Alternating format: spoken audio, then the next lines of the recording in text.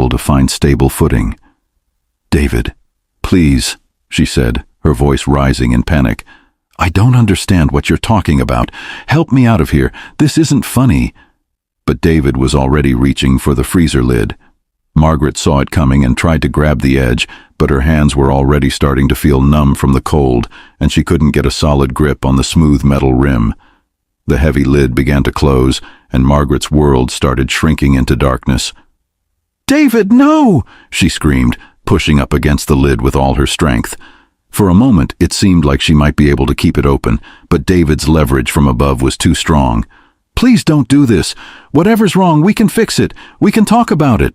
"It's too late for talking," David replied, his voice already sounding distant as the lid continued to close.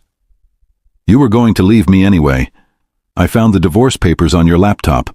I know about the lawyer you contacted. I know about the bank account you opened." Margaret's heart stopped.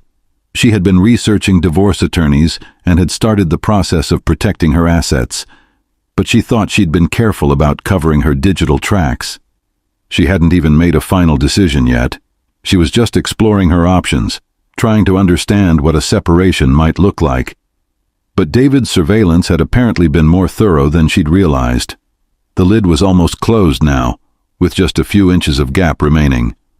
Margaret could see David's silhouette against the garage light, and she made one desperate attempt to reach up and grab his arm.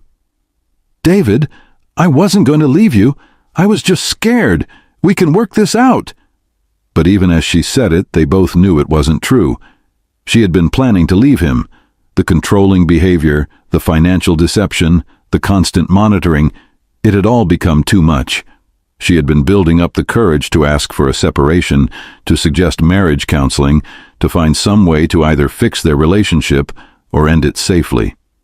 Now, looking up at her husband's resolved face, she realized that there might not be a safe way to end anything with David Chen. "I love you too much to let you go," David said, and those were the last words Margaret heard before the lid slammed shut with a decisive click. The latch engaged with a sound like a gunshot in the small space, and suddenly Margaret was in complete darkness. The silence was overwhelming.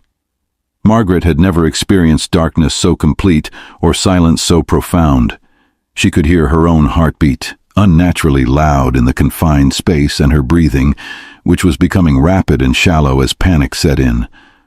She pushed up against the lid with both hands, but it didn't budge.